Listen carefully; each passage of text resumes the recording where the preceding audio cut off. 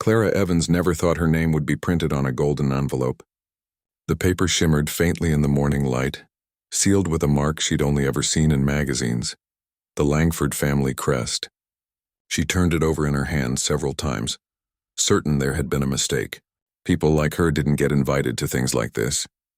She sat at the small wooden table in her apartment, surrounded by the faint smell of coffee and fresh laundry. The words on the card were elegant, the kind that made you sit a little straighter just reading them. You are cordially invited to the Langford Foundation Annual Gala. It even had her full name printed neatly below, not misspelled or smudged like most of the letters she received at work. Clara read it again and again until her coffee went cold. It wasn't that she didn't know who the Langfords were. Everyone in the city did. They owned half the businesses downtown. Hotels, restaurants, even the theater where she once saved 3 months' worth of tips just to buy a ticket.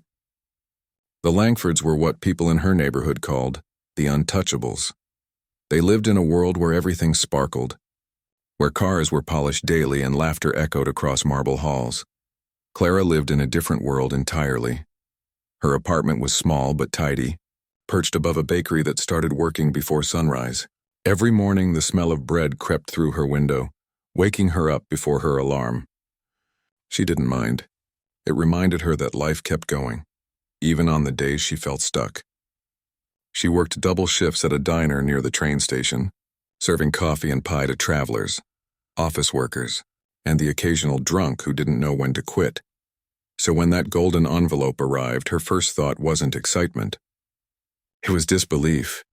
Maybe it's a mistake, she whispered to herself, staring at the glittering letters. They must have meant someone else, but the more she looked at it, the more real it seemed. There was no "or current resident" printed on it. No wrong address. Just her name, written clearly. At work that afternoon, she showed the invitation to her coworker, Denise, a chatty woman with a heart of gold and a mouth that never stopped moving.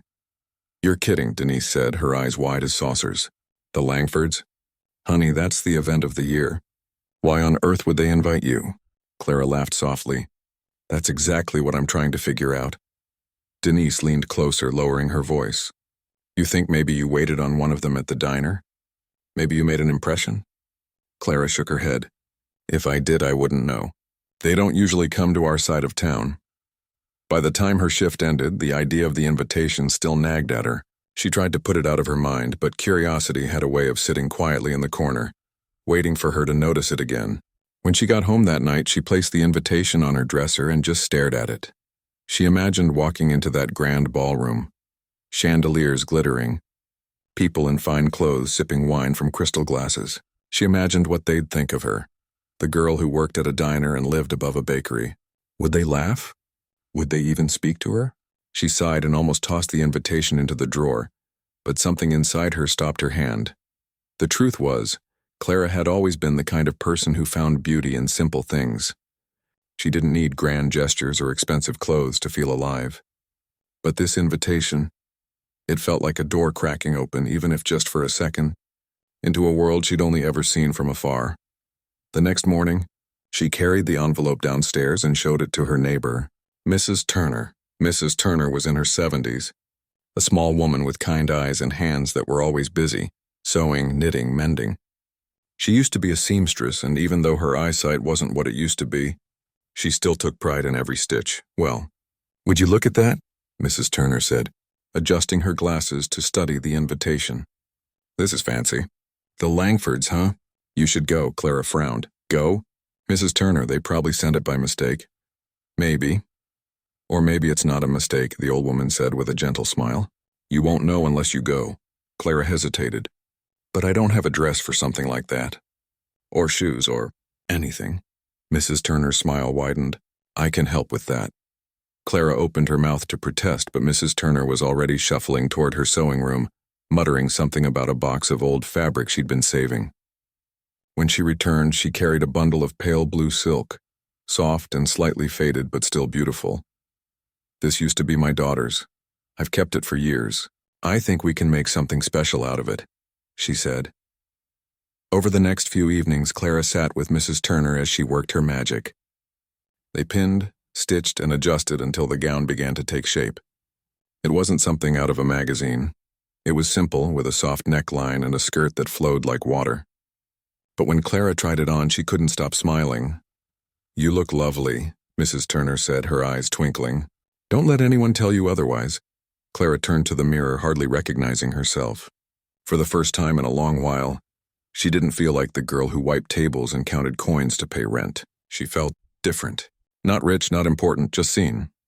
The night of the gala arrived faster than she expected. She took the train across town, clutching a small borrowed clutch in one hand and her nerves in the other. The closer she got to the Langford estate, the more out of place she felt. The mansion loomed like a castle at the top of a hill, every window glowing with golden light. Expensive cars lined the driveway, and guests stepped out in elegant gowns and tuxedos. Clara hesitated by the gate, her heart racing. For a brief moment she thought about turning around, pretending she'd never received the invitation at all. But then she remembered Mrs. Turner's words, "You won't know unless you go." She took a deep breath and walked forward. At the entrance, a man in a black suit checked names on a list. When Clara gave hers, he paused, his brow furrowing slightly before nodding. "Welcome, Miss Evans." It felt strange hearing her name spoken so formally. She smiled awkwardly and stepped inside. The ballroom was breathtaking. Music filled the air, soft and graceful, while waiters floated through the crowd with trays of sparkling drinks. Everywhere she looked, people shimmered in jewels and designer fabrics. Clara clutched her borrowed clutch a little tighter and tried to blend in. She didn't notice the small group of people near the corner watching her, the ones who had started it all. Among them stood Vanessa Langford, the family's only daughter. She was tall, elegant, and impossibly polished, with a smile that didn't quite reach her eyes. "Can you believe she actually came?" Vanessa whispered to her friend, trying to hide her laughter behind her champagne glass. Her friend giggled. "You're awful, Vanessa. I thought she'd figure it out." "That's the fun of it," Vanessa said. "Now let's see how long she lasts before realizing she doesn't belong here." They turned their attention back to Clara, who was completely unaware of their whispers. She stood by a table of hors d'oeuvres, carefully taking a single pastry so she wouldn't seem greedy. The taste was delicate, something with truffle and herbs she couldn't name, but she smiled anyway. For all her nervousness, there was a quiet kind of dignity in the way she carried herself. She didn't fidget or cling to anyone for approval. She simply observed, listened, and offered polite smiles when someone made eye contact. A few older guests noticed her too, not in a mocking way but with curiosity. There was something refreshing about her presence, something unpretentious. Meanwhile, Vanessa watched from afar, her amusement slowly turning into irritation. Clara wasn't behaving the way she expected. There were no signs of awkwardness, no embarrassment, no visible cracks. Instead, the girl they'd invited as a joke stood there, calm and graceful as if she belonged. By the end of the evening, Clara had no idea that she'd become the topic of whispered conversations around the room. She didn't know that her invitation had been meant as a cruel trick. She only knew that she had walked into a place where she never thought she'd be, and somehow she hadn't fallen apart. When she finally left that night, she walked out with her head high. The air was cool, the stars clear above her. She took one last look at the glowing mansion behind her and smiled softly to herself.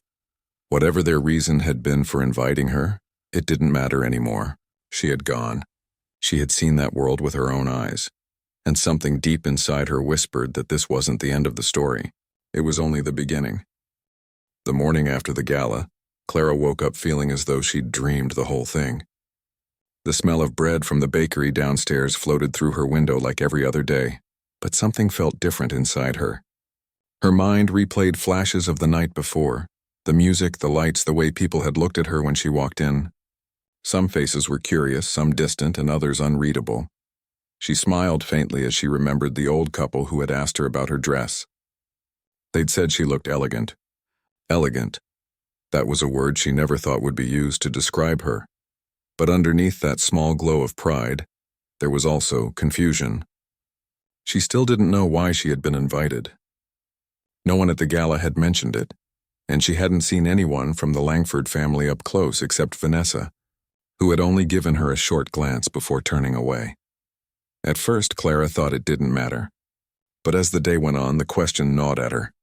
By the time she got to work, she was back in her uniform, plain white shirt, black apron, hair tied neatly in a bun.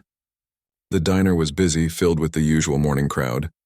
Coffee poured, plates clattered, and the bell above the door jingled with every new customer. Denise was already behind the counter, and when she saw Clara, her face lit up. "Well, well, look who's finally back from the palace," she said, grinning. Clara laughed. "It wasn't a palace." "Close enough," Denise said, handing her an order slip. "So, how was it? Did they feed you caviar and golden soup?" Clara smiled as she filled a coffee cup. "It was beautiful. Strange but beautiful." "Strange how?" Clara hesitated. "I don't know. Everyone was polite, but I could tell most of them didn't know what to make of me. Still, I talked to a few nice people. There was this man who asked about my job and said I spoke well." Denise wiggled her eyebrows. "A rich man?" "Probably," Clara said, laughing. "But I didn't even catch his name. It wasn't that kind of night." Denise shrugged. "Still sounds like a story to tell your grandkids." "You should be proud." "I am," Clara admitted. "But it's strange, I can't stop thinking about why they invited me. What if it wasn't real? What if they just—" She stopped herself. "Just what?" Denise asked. "Never mind," Clara said softly. "It doesn't matter now, but it did matter." Deep down, it mattered more than she wanted to admit. Later that week, as she was wiping down a table, a young man in a tailored suit walked into the diner. He didn't fit in with the usual crowd, too polished, too confident. He looked around before spotting her. "Miss Evans?" he asked. Clara blinked, confused. "Yes," he smiled politely. "I'm from the Langford household. I was asked to deliver this." He handed her a white envelope just like the last one. Clara's stomach dropped. "Thank you," she said uncertainly. "Do you know what this is about?"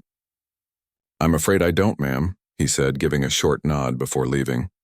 Denise leaned over as soon as he walked out. "You're kidding. Another fancy letter? Are they inviting you to dinner now?" Clara didn't answer. She opened the envelope carefully. Inside was a handwritten note that said, "Dear Miss Evans, we hope you enjoyed the evening. We'd love for you to join us again for a private luncheon next week. Kindly confirm your attendance. The Langford family." Clara stared at the words for a long time. A private luncheon? Why her? That night she brought the letter to Mrs. Turner. The old woman listened patiently as Clara explained everything. The invitation, the gala, the sudden second letter. "What do you think they want?" Clara asked. Mrs. Turner sat back in her chair, her hands folded on her lap. "People with money can be curious, my dear. Sometimes they see someone who doesn't fit their world and want to understand them. Maybe they liked you. Or maybe they're making fun of me," Clara said quietly. Mrs. Turner shook her head. "You don't strike me as someone easy to make fun of." Clara smiled a little. "I didn't feel like they were laughing at me that night. But still, I can't stop wondering why." "Then go and find out," Mrs. Turner said. "Don't let fear decide for you." So she agreed to attend. This time, the invitation came with a car and driver. On the day of the luncheon, Clara stood by her window, nervous and unsure of herself. The blue dress Mrs. Turner had sewn was pressed neatly, and she'd added a small necklace that had belonged to her mother. Her hands trembled as she fastened it. When the car arrived, she took one last look in the mirror. "You can do this," she whispered to her reflection. "You don't owe anyone an apology for being here." The Langford estate looked even grander in daylight. The garden stretched far beyond the gates, filled with roses and trimmed hedges shaped like spirals. As the car rolled up the driveway, Clara tried not to stare too much, but it was impossible not to. The driver opened her door. "This way, Miss Evans." Inside, the atmosphere was different from the gala, smaller, quieter. Only a handful of guests sat around a long dining table set near the window. She recognized Vanessa immediately, flawless, poised, and surrounded by her elegant friends. When Clara entered, Vanessa's smile flickered. "Oh, you came," she said lightly. "How wonderful." Clara nodded politely. "Thank you for inviting me." Vanessa gestured to an empty chair. "Please sit." We were just about to start. The lunch began with light chatter. Clara stayed quiet at first, unsure of what to say. The others spoke about holidays abroad, new art collections, and high-end restaurants. Clara listened, trying not to feel small. Then one of the men turned to her. "So, Miss Evans, what do you do?" "I work at a diner," she said simply. "I've been saving up to start a small catering business one day." "A diner?" one of Vanessa's friends said, her tone polite but distant. "That's charming." Vanessa smirked slightly. "Yes, Clara has quite the story. She came to our gala last week and handled herself beautifully. You should have seen her, such confidence. Her words were smooth, but the tone beneath them stung. Clara realized in that moment exactly what this was, a show. She'd been invited not because they admired her, but because she amused them. Still, she refused to let it break her. She smiled calmly. It was a lovely event. I appreciated the chance to attend. The music was beautiful. The conversation paused for a moment, then moved on. But something shifted. An older woman at the table, Mrs. Langford herself, had been watching Clara closely. "And how did you find the food, my dear?" Mrs. Langford asked kindly. Clara met her gaze. "It was wonderful, ma'am. I actually tried to guess what was in the dishes. I love cooking, so I couldn't help myself." Mrs. Langford's eyes brightened. "You cook?" "Yes, ma'am. Mostly simple food, but I enjoy experimenting with flavors. I'm saving to open a small catering service, maybe even a bakery someday." That got everyone's attention. Clara's voice softened as she spoke about her dreams. The recipes she tested on her days off. The notebook where she wrote every idea. The way food made people feel cared for. She didn't speak like she was pitching a business. She spoke like someone who believed in her craft. By the time she finished, the table was quiet. Even Vanessa didn't have a remark ready. Mrs. Langford smiled warmly. "That's wonderful, dear. I admire people with passion. Too few have it these days." Clara blushed slightly. "Thank you, ma'am." When lunch ended, Vanessa's friends left in a hurry, whispering among themselves.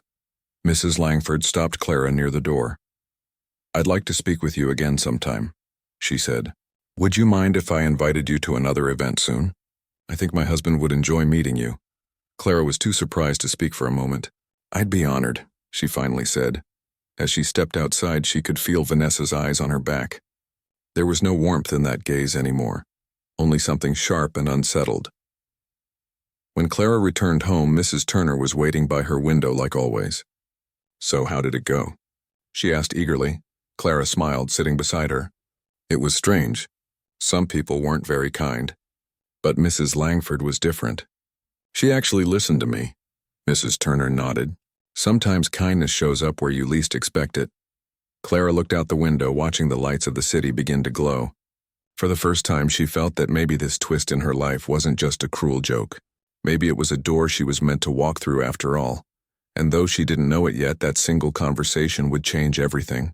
The way people saw her, and even the way she saw herself. Clara could hardly believe what had happened at the luncheon. The kindness in Mrs. Langford's eyes, the interest in her voice, it had felt real.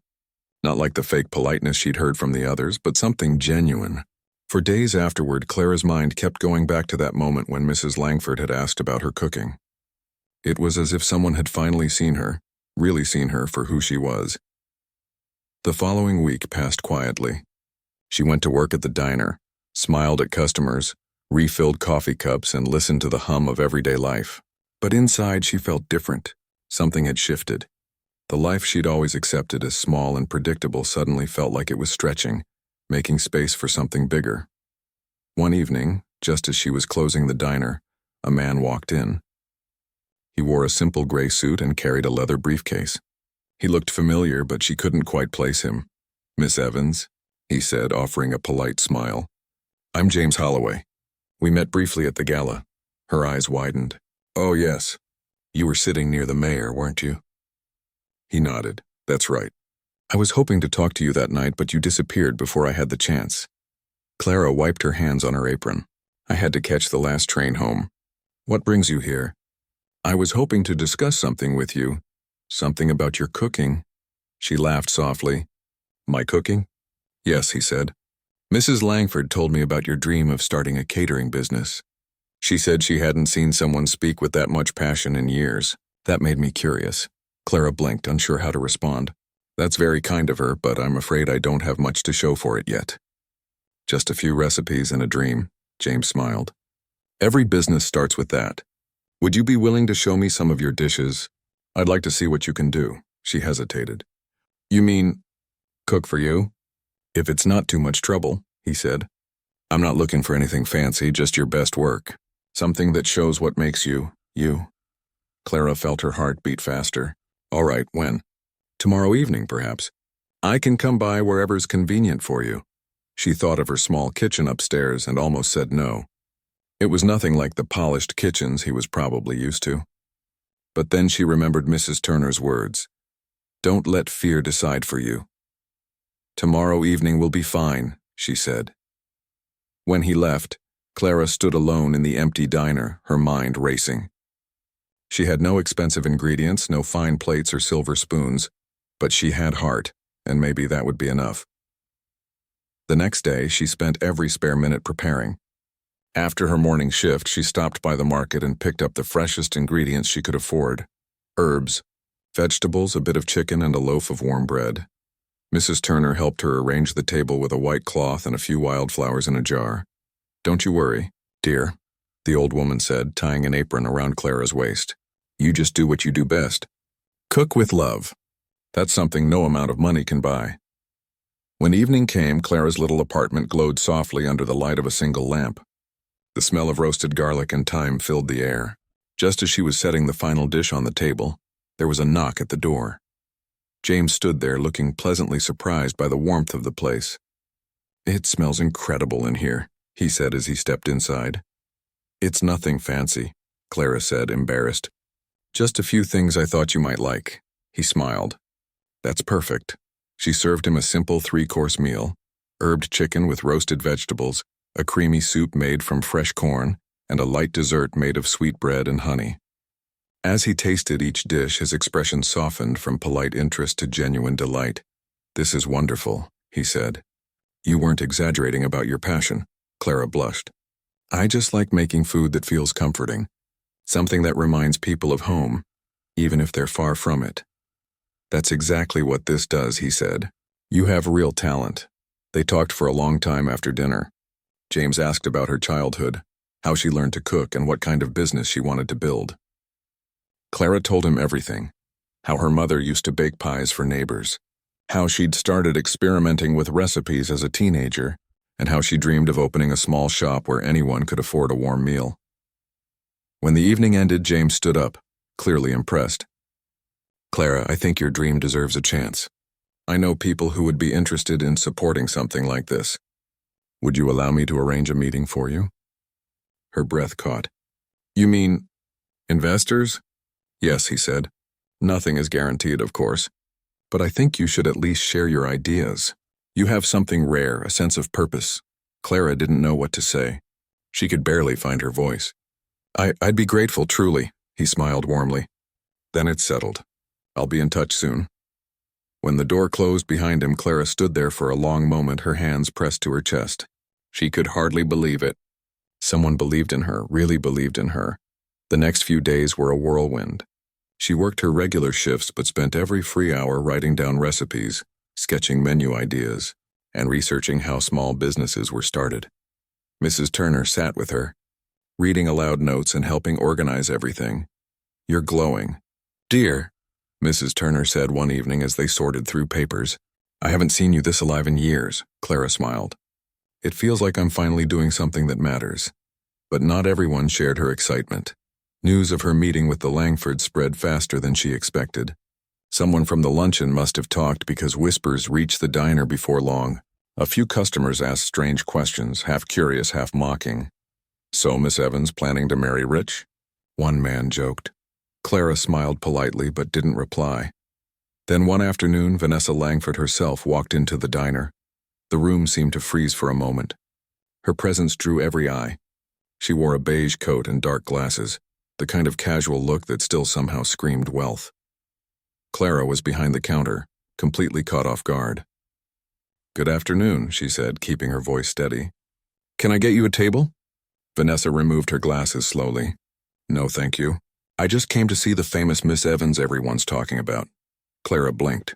"I'm not sure what you mean." "Oh, come on," Vanessa said, leaning slightly forward. "You've become quite the story. The girl from the diner who charmed my mother and caught the attention of James Holloway. Impressive." There was a sharpness in her tone, but Clara chose not to match it. "I didn't charm anyone. I was just myself." Vanessa tilted her head. "Of course you were.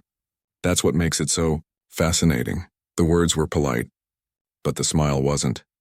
Clara could sense the irritation behind them, the disbelief that someone like her had managed to turn a joke into admiration. I'm glad you stopped by, Clara said gently. Would you like some coffee? On the house. Vanessa hesitated, then smirked. No, thank you. I'll leave you to your work. I just wanted to see how far this little fairy tale had gone.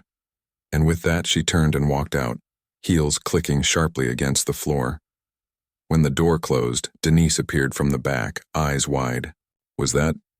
Yes, Clara said softly. That was her. What did she want? Clara looked down at her hands. To remind me where I came from. Denise frowned. Don't let her. You've earned every bit of this. That night, Clara couldn't sleep. She replayed Vanessa's visit in her mind, the tone in her voice, the cold smile. Part of her still wondered if all of this had been some elaborate game she'd stumbled into. But then she thought of Mrs. Langford, of James, and of the way her heart felt when she cooked. No, this wasn't a game anymore. A week later, James called. The meeting is confirmed, he said. A few investors are interested in hearing your ideas. Nothing formal, just dinner and conversation. Are you ready? Clara took a deep breath. Yes, I think I am. As she hung up the phone, she looked out her window at the glowing city beyond. Somewhere out there, people still laughed at her story, thinking it was a joke. But she didn't care. For the first time in her life, she wasn't trying to prove them wrong. She was just trying to prove herself right. And she was ready for whatever came next. Clara stood in front of her small mirror, her hands trembling as she adjusted her dress. It wasn't new, but she had made small changes, added a soft ribbon at the waist, pressed it carefully, and polished her shoes until they shone. Tonight was the dinner James had arranged. It wasn't just a meal. It was a chance. She took a deep breath and looked at her reflection. You belong here, she whispered softly. You've worked for this. Outside, the evening air carried a chill. The city lights flickered like stars caught between the buildings. When the car arrived to pick her up, Clara climbed in quietly, her heart beating faster with every passing block. She had dreamed of moments like this, sitting in a car that wasn't falling apart, going somewhere that might actually change her life. But she never thought it would happen for real. The restaurant where the dinner was held was nothing like the diner she worked in. It was all glass and gold with tall windows that reflected the skyline. A soft piano played in the background, and the scent of fresh roses filled the air. James greeted her at the entrance with his usual warm smile. You look wonderful, he said. Thank you, she replied, trying not to sound nervous. I hope I'm not underdressed. Not at all, he said. You're perfect as you are. He led her to a private room where 3 other people were already seated, a gray-haired woman with sharp eyes, a middle-aged man with a kind face, and a younger woman who looked like she belonged in a magazine. Clara, James said, these are the people I mentioned. Mr. Reynolds, Mrs. Patel, and Ms. Claire Bennett. They're all investors who are interested in hearing about your idea. Clara smiled politely, shaking hands with each of them. Her palms were slightly damp, but she held herself tall. Once they were seated, the waiter poured water and left them alone. There was a short silence before James nodded to her gently. Go ahead, he said. Tell them what you told me. Clara took a breath. Her voice trembled at first, but she steadied it. I've worked in restaurants most of my life, she began. But I've always wanted to do more than just serve food. I want to create a place that makes people feel at home, no matter who they are or how much money they have. Somewhere warm, affordable, and full of heart. She paused, watching their faces. None of them interrupted, so she continued. My idea is a small catering business that focuses on comfort food. Not the kind that's heavy or greasy, but meals that remind people of family, of care. I want to source ingredients locally and make every dish feel personal. I don't have much yet, but I've been saving and planning for years. As she spoke, her voice grew stronger. She told them about Mrs. Turner helping her sew tablecloths from old fabric, about her notebook full of recipes, and about the regular customers at the diner who encouraged her to follow her dream. When she finished, the room was quiet. Then Mr. Reynolds leaned forward. That's a beautiful idea, he said. But what makes your catering different from the dozens of others out there? Clara smiled faintly. Maybe nothing on paper. But the difference is in the way people feel when they eat my food. I cook with heart. It sounds simple, but people can taste when food is made with love. It makes them trust you. There was a pause, then Mrs. Patel nodded slowly. She's right. Food is about connection, not just business. James smiled, pleased. Ms. Bennett spoke next. You're clearly passionate, Clara. But passion isn't always enough. Have you considered how you'll manage costs or find clients? Clara hesitated. Not in detail yet. I've been saving what I can, and I know a few local offices that might hire me for events. I'm not expecting anyone to hand me success, I just need a chance to start. Her honesty seemed to strike something in them. Mr. Reynolds smiled and leaned back in his chair. You remind me of my sister. She started a bakery from her garage and turned it into something wonderful. I like your spirit. Dinner arrived soon after. As they ate, the conversation shifted from business to stories about cooking disasters, favorite meals, and little moments that made life feel rich.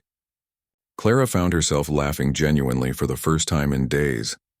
By the end of the night, Mrs. Patel placed her napkin on the table and said, Clara, I'd like to visit your kitchen sometime.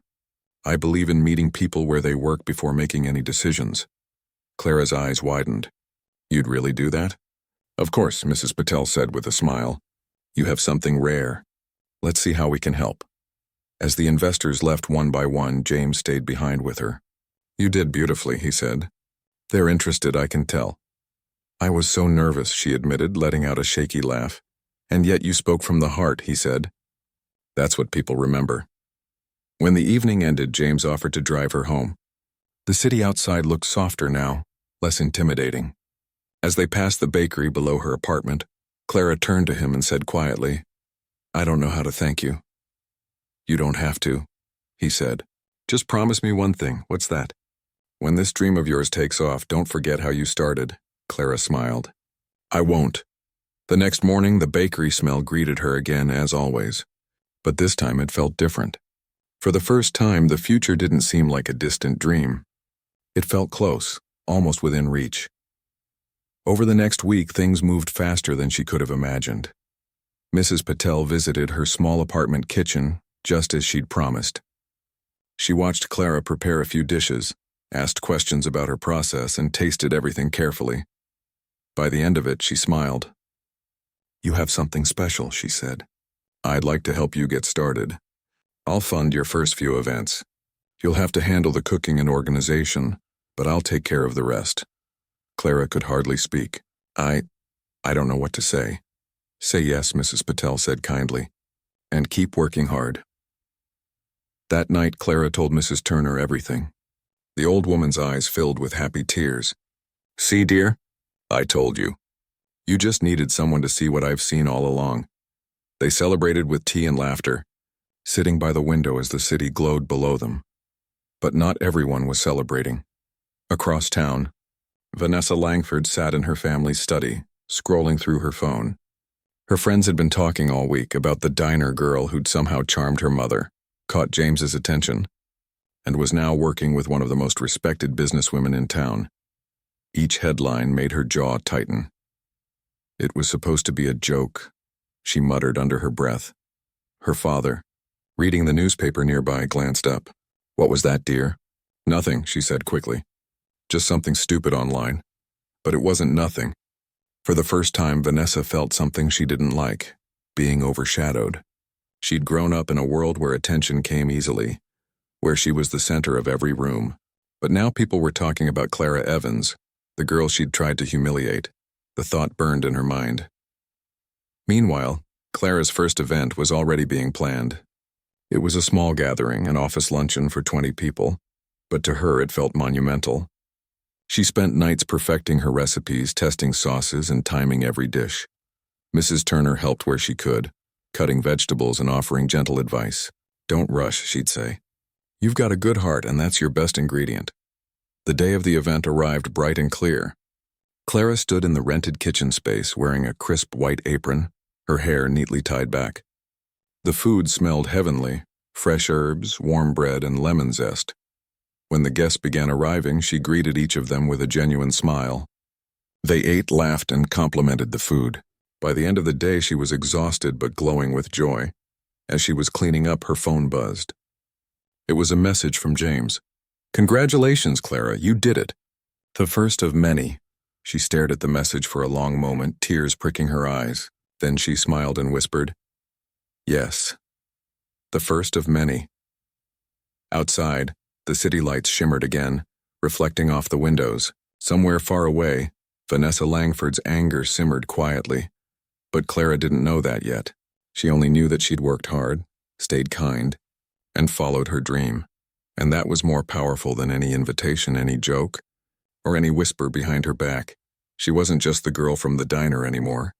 She was building something real, one meal at a time, and the world was finally starting to notice. The first few months after Clara's catering business began felt like a dream she never wanted to wake from. Each day was busy but beautiful, the kind of busy that came with purpose. Orders started coming in little by little, mostly from small offices and birthday gatherings. But to Clara, every one of them felt like a blessing. She worked long hours, sometimes from sunrise until midnight. Her small kitchen was always filled with the sound of chopping, sizzling, and laughter from Mrs. Turner, who refused to stop helping despite her age. "If I can still hold a knife, I'm not done," she would say with a chuckle. Clara would smile and reply, "You're the best partner I could ever ask for." Word of mouth began to spread faster than she expected. People liked her food, yes, but they loved her warmth even more. She treated every order like it was made for family, writing little thank you notes, tying ribbons around each container, and sometimes sneaking in a free dessert just because. One day, while she was packing up a large lunch order for a law firm downtown, her phone rang. It was James. "Clara," he said, his voice full of excitement, "I just heard something interesting. The Langford Foundation is planning another charity gala next month. Guess who they're looking for to handle the catering?" Clara froze. "You're not serious." "I am," he replied. "They've been asking for recommendations, and your name came up more than once." I didn't even have to say anything. Clara sat down, her heart racing. The Langford Gala, the same event where she had been invited as a joke, now wanted her to cater it. The thought made her both nervous and thrilled. "Do you think I should do it?" she asked softly. James didn't hesitate. "Of course. This is your full circle moment, Clara. You earned this." That night she couldn't sleep. Her mind kept replaying the night of that first gala, the stares, the whispers, the embarrassment. But then she remembered how she held her head high, how she spoke from her heart, and how far she had come since then. "I'll do it," she whispered into the quiet of her room. "I'll show them who I've become." The following days were filled with planning. She met with Mrs. Patel and her small but growing team to design a menu, elegant enough for the event yet true to her style. They decided on simple but heartfelt dishes, roasted vegetables, honey-glazed chicken, lemon tarts, and a few of Clara's favorite family recipes. On the morning of the gala, Clara stood in the grand ballroom once again. This time she wasn't a guest standing awkwardly in borrowed shoes. She was the head of her own business, the woman in charge. Her catering team moved around her, setting tables, arranging flowers, and polishing silver trays. The chandeliers glowed above them just as beautifully as before, but to Clara the whole place felt different now. It wasn't intimidating anymore. It was just another place where she belonged. When the guests began to arrive, the familiar hum of laughter and conversation filled the room. Clara stayed near the serving area, quietly watching to make sure everything went smoothly. Then she saw Vanessa Langford stepped into the room in a shimmering gold dress, surrounded by her friends, the same ones who had laughed that night. Her hair was perfect, her smile practiced. But when her eyes met Clara's across the room, something changed in her expression. Surprise, maybe even a little disbelief, flashed across her face. She walked over, heels clicking sharply on the marble floor. "Clara Evans," she said, her tone polite but tight. "I didn't expect to see you here." Clara smiled calmly.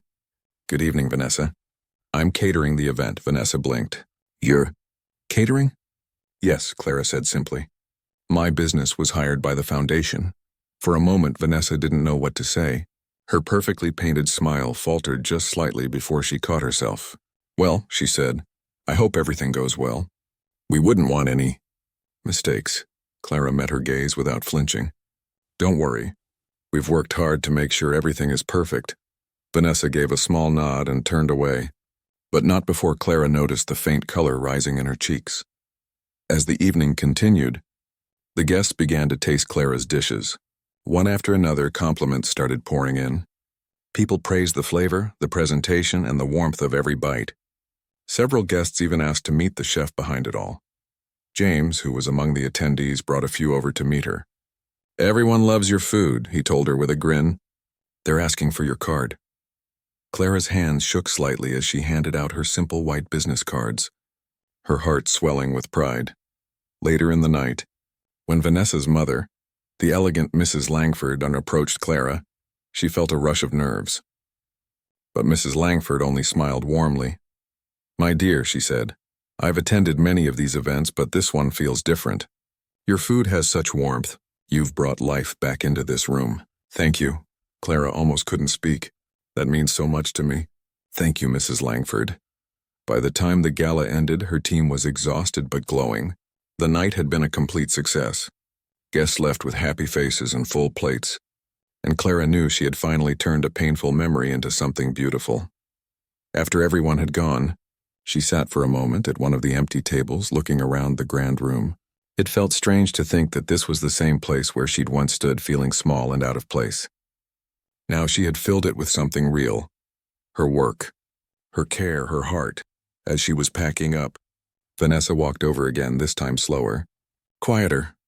You did well tonight," she said softly. "Thank you," Clara replied. There was a long pause. Vanessa looked like she wanted to say something else but couldn't quite find the words. Finally, she sighed. "I suppose I underestimated you." Clara gave a small smile. "Maybe we all underestimate people sometimes." Vanessa nodded faintly, her eyes lowering. "Good night, Clara." "Good night," Clara said gently. When she left the ballroom that night, the cool night air felt like a reward. She stood for a moment outside, breathing in deeply, her heart full. The city lights stretched before her like tiny promises, and for the first time in her life, she felt completely free of the weight of what others thought of her. In the days that followed, the gala became the talk of the city. Articles appeared online praising the food and the woman behind it. Orders poured in faster than Clara could handle. She hired more staff, rented a bigger kitchen, and began planning to open a small cafe, something she had dreamed about for years. James called her one evening.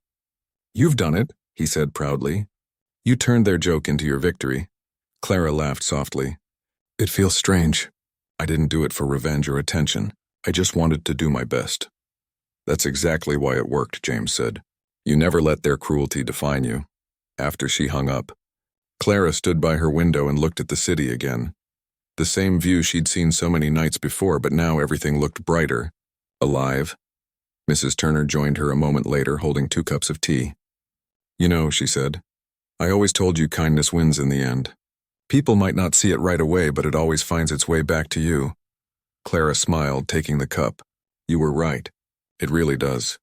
They sat together in quiet happiness, watching the lights flicker below.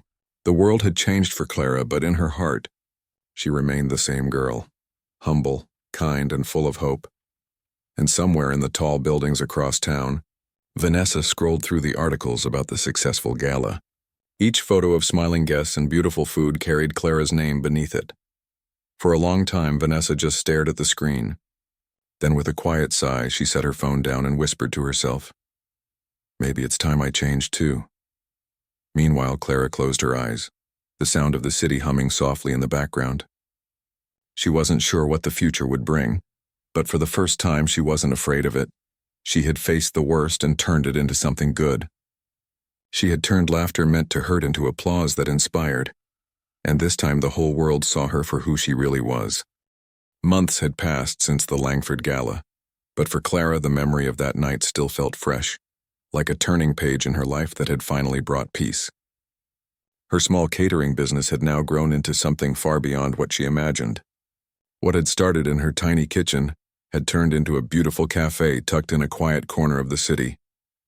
A place filled with the smell of warm bread, laughter, and the sound of clinking cups. The cafe wasn't fancy, but it had heart. Every table had a small vase of fresh flowers, and the walls were covered with photographs of people smiling, customers, friends, and even some of the very first clients who had believed in her when no one else did. Each morning, Clara arrived before sunrise. She would unlock the doors, turn on the lights, and take a deep breath, feeling the calm before the day began. The air always smelled of coffee and sugar, and for her, that smell was better than any perfume in the world. Mrs. Turner still came by almost every day, even though she was supposed to be retired from helping. She would sit by the window with her tea and greet everyone who walked in, proudly telling anyone who would listen that she had been there since the beginning. Clara often laughed at that. "You're my best advertisement," she would say. The cafe became a quiet haven in the noisy city. People came not just for food but for comfort, for a place that made them feel welcome. Some came after long workdays, others just to talk, and a few even said it reminded them of home. But one morning, something unexpected happened. Clara was busy behind the counter when her manager, a kind young man named Henry, came up to her with a note in his hand. "This just came in," he said. "It's from the Langford Foundation." Clara looked up surprised. "The Langford Foundation?" "Yes," he said, handing her the letter. "They want to invite you again, not as a caterer this time, but as an honored guest at their next charity gala."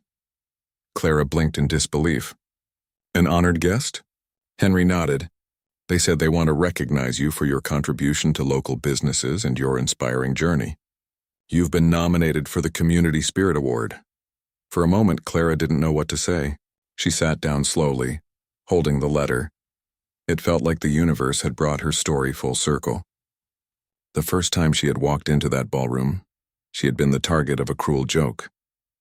Now she was being invited back to be celebrated for who she had become. Mrs. Turner looked up from her seat when she saw Clara's face. "What's that you're holding?" Clara smiled softly. "It's another invitation. But this time, it's different." That night she went home and pulled out the same small mirror she had looked into before that first gala. The reflection staring back at her was older, steadier, the same eyes but with more strength in them now. She thought about the people who had helped her along the way. James, Mrs. Patel, Mrs. Turner, and even Vanessa, who in a strange way had unknowingly pushed her toward this path. When the night of the event came, Clara wore a dress that was simple but elegant, a deep blue gown that shimmered softly under the light. She didn't need borrowed clothes anymore. Everything she wore she had earned. As she stepped into the ballroom once again, memories came rushing back. The laughter, the whispers, the stares. But this time there was no fear. People turned to look at her, but not out of mockery, out of admiration. A few guests approached her right away, shaking her hand, congratulating her on her café, and praising her journey. The room that had once made her feel small now seemed to open up before her like a warm embrace. Then, across the room, she saw Vanessa. She looked different, not just in appearance, but in the quietness of her eyes. There was no group of friends around her this time, no mocking smirk. She walked over slowly, her gold bracelet glinting in the light. "Clara," she said softly, "I wasn't sure if you'd come." "I almost didn't," Clara admitted, "but I figured it was time to close the circle." Vanessa nodded, looking down for a moment. "You probably don't want to hear this, but I'm sorry. For what I did, for how I treated you." Clara studied her face. The apology sounded real. Not the kind that people say to look good, but the kind that comes from a place of reflection. "I appreciate that," Clara said kindly. "It took a lot to say it." Vanessa gave a small, sad smile. "You proved me wrong in every way. I thought money made people powerful. But I see now it's something else." Clara shook her head gently. "We all learn in our own time." They stood there for a moment, the silence between them not heavy but peaceful.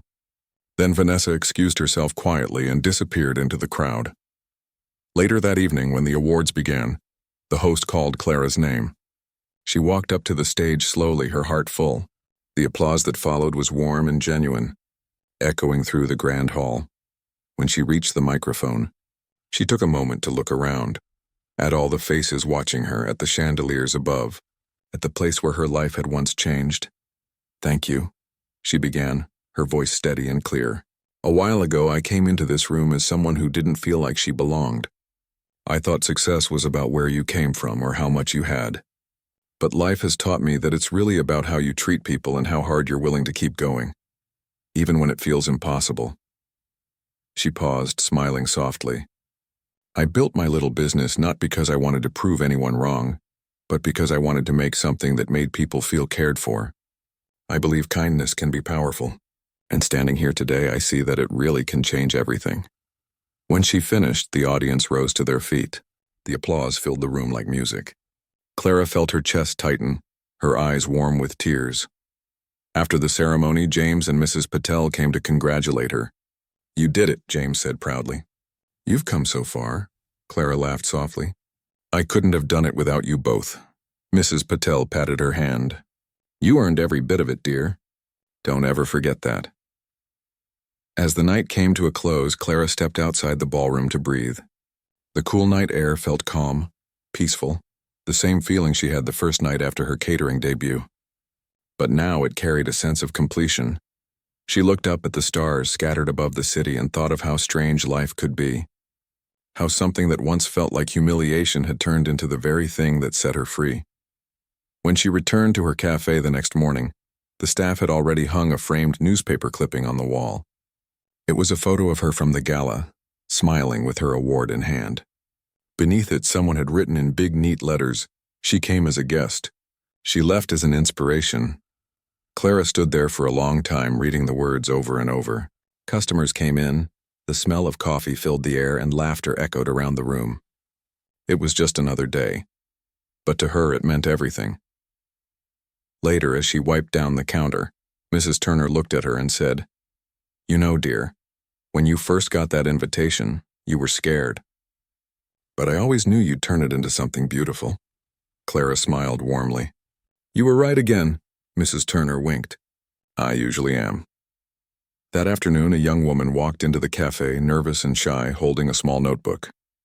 "Excuse me," she said quietly. "I've been thinking about starting my own bakery.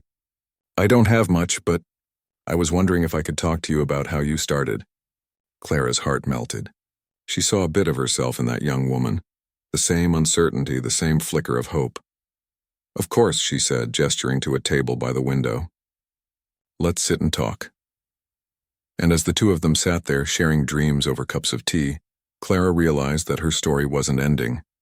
It was simply changing shape, passing on the light she had carried through her darkest days to someone new. Outside, the sun dipped low behind the buildings, painting the sky with gold. Inside, laughter and warmth filled the little cafe that had grown from a dream.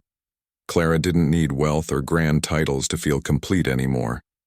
She had something far more powerful, the love of people, the respect she'd earned, and the peace of knowing she had turned cruelty into kindness and pain into purpose, and that was worth more than anything in the world.